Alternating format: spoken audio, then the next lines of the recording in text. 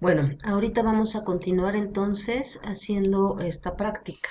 Nos quedamos en el movimiento 19. También quiero resaltar por qué es importante poner números, y entonces nos quedamos en el 19 y vamos a avanzar con el 20.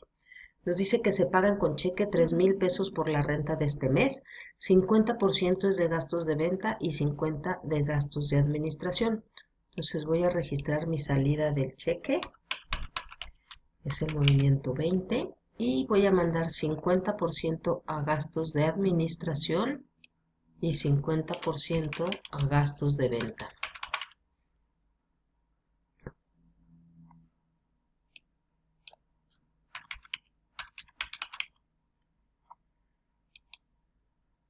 El 21 nos dice que se vende mercancía de contado por 36,000 que se depositan en la cuenta de cheques. El costo de la mercancía entregada en la operación es de 7,300. Recuerden que todas las ventas implican dos movimientos. Uno es el hecho de vender y la factura, si nos la pagan o no, y el otro es la salida del almacén de la mercancía. Entonces voy a registrar primero la venta. La venta es por 36,000, es el movimiento 21, y me la pagaron de contado. Entonces aquí voy a poner el movimiento 21 y son los 36,000. Y ahora voy a registrar esta salida del almacén. Es el movimiento 21 y valía 7,300 pesos la mercancía que voy a sacar de mi almacén.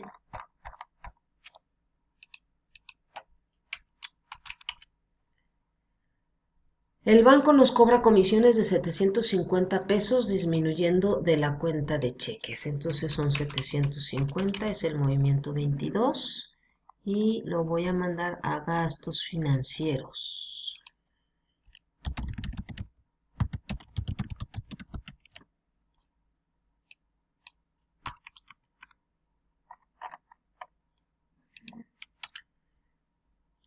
El 23 nos dice que un cliente devuelve mercancía por 13,500, importe que se disminuye de lo que nos debe, es decir, no nos había pagado y lo teníamos registrado en la cuenta de clientes.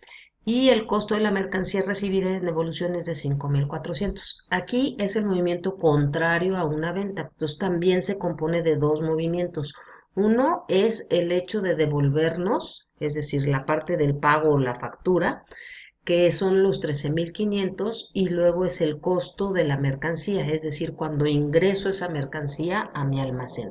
Entonces, primero voy a hacer el asiento contable correspondiente. Dice que el cliente me regresa, entonces como no va a aumentar mi cuenta de clientes, sino al contrario, va a disminuir, tengo que anotar que me debe menos. Anoto del lado del haber la cantidad que nos devolvió.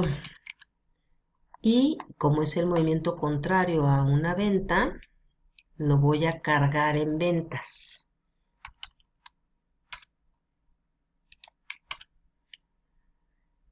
Posteriormente hago lo de la devolución de la mercancía, es decir, el ingreso de la mercancía a mi almacén. Son los 5,400, el movimiento 23, que voy a ingresar a mi almacén.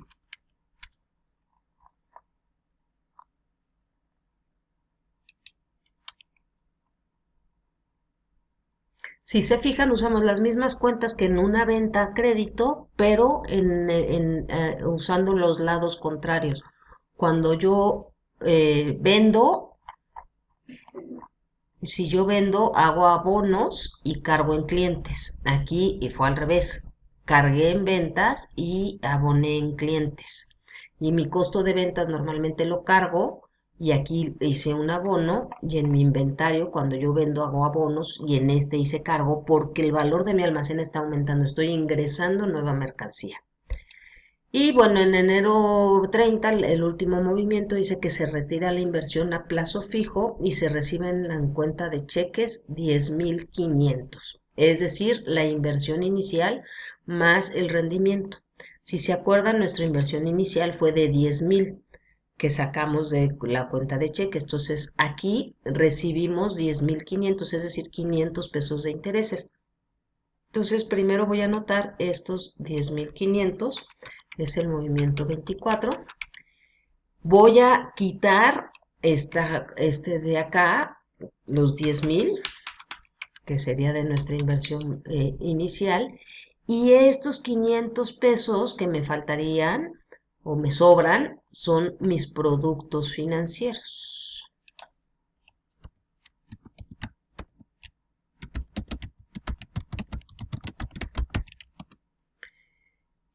Como es un ingreso, son 500 pesos y del movimiento 24.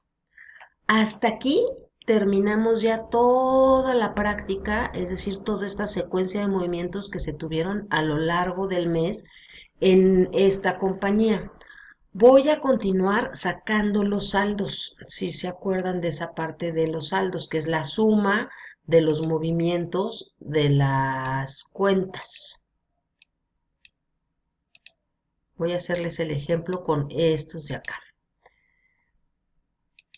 Voy a sacar mi saldo deudor de bancos, voy a hacer la suma de todos los movimientos deudores y del otro lado hago la suma de los movimientos acreedores.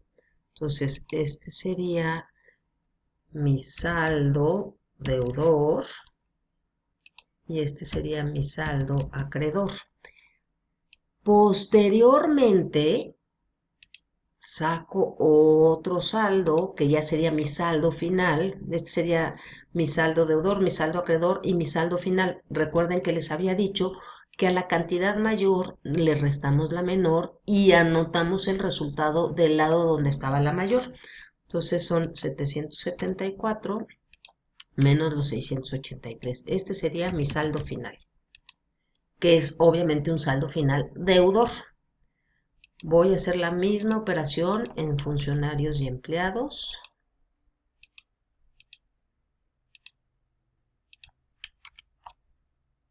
Y saco mi saldo final.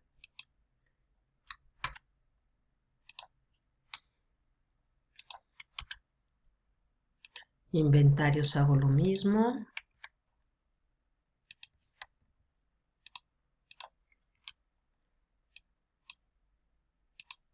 Y saco mi saldo final. Proveedores hago lo mismo. Ojo aquí en proveedores que el saldo me va a quedar del otro lado, ¿eh? Recuerden que es al mayor le resto el menor. No es siempre me va a quedar saldo deudor. Entonces aquí voy a tener un saldo acreedor.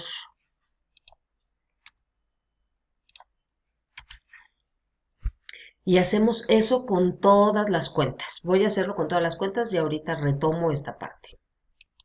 Como ven, ya tengo saldadas todas las cuentas. El siguiente paso que les voy a enseñar ahora va a ser hacer los estados financieros. Van a ver cómo de aquí, de estas cantidades, vamos a poder obtener los estados financieros. Voy a aumentar mi Excel entonces para que vean cómo le vamos a hacer. Vamos a hacer aquí un listado de todas las cuentas y los saldos que tenemos. Aquí me quedó un saldo final de 91,500. Tomo mis funcionarios y empleados y me queda un saldo final de 7,000. Siguiente es mi inventario con un saldo final de 45,900. Proveedores. Aquí lo único que estoy haciendo es pasar mis saldos para que me sea más fácil manejar mis estados financieros.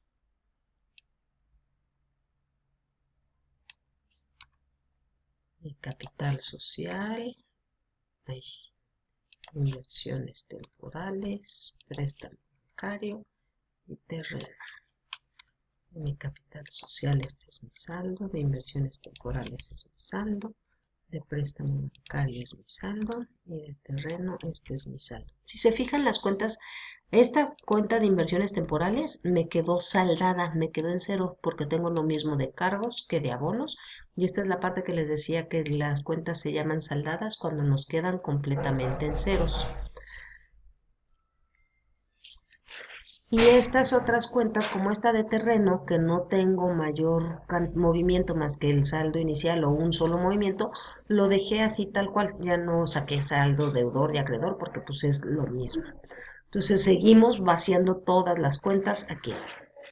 Como ven, ya pasé aquí todos los saldos de todas las cuentas, es decir, las cuentas y sus saldos, las cuentas y sus saldos.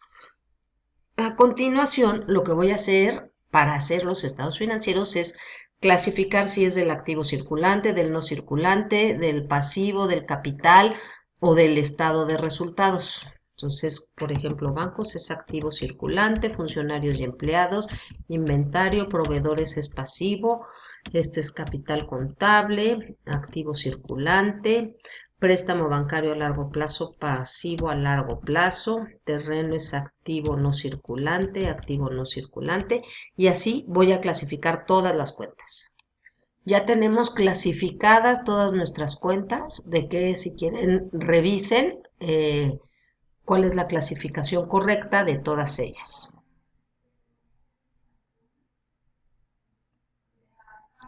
Ya que los tengo todas clasificadas, ahora las voy a ordenar de acuerdo a lo que sea para poder hacer el estado financiero.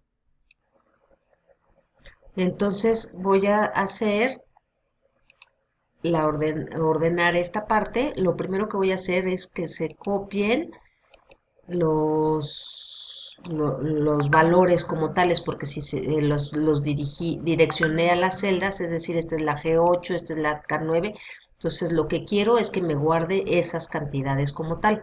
Entonces primero lo sombreo, le doy clic del lado derecho y le pongo copiar y luego le pego como cantidad. Entonces ya no tengo direccionadas las celdas. Ahora que ya tengo todo esto como cantidades, le pongo datos, ordenar y le voy a poner ordenar de acuerdo a la celda V. Ya me quedaron todos mis activos circulantes juntos, todos mis activos no circulantes, mi capital, mi pasivo. Lo primero que voy a hacer es mi estado de resultados.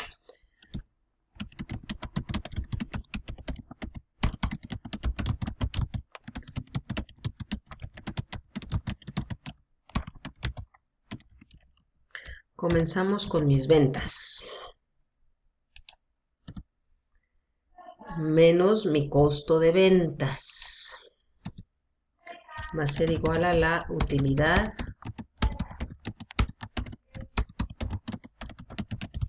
bruta.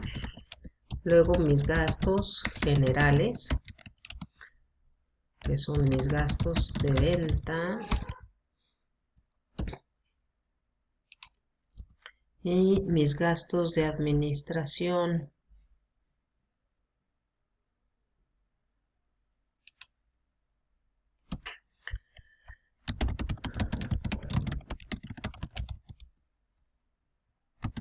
Mi RIF, que serían mis gastos financieros y mis productos financieros. Y mis otros gastos y otros ingresos va a ser igual a mi utilidad antes de impuestos. Impuestos a la utilidad que no tenemos y me va a dar mi utilidad neta.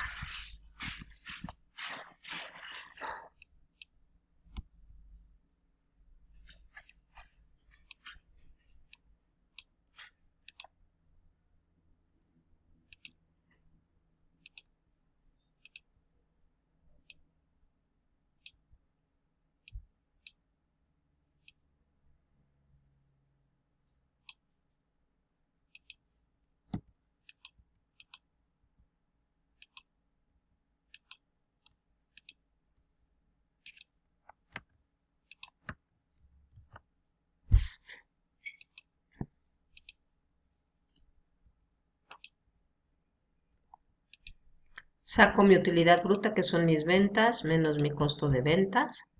Saco mi utilidad de operación, que es mi utilidad bruta, menos mis gastos generales.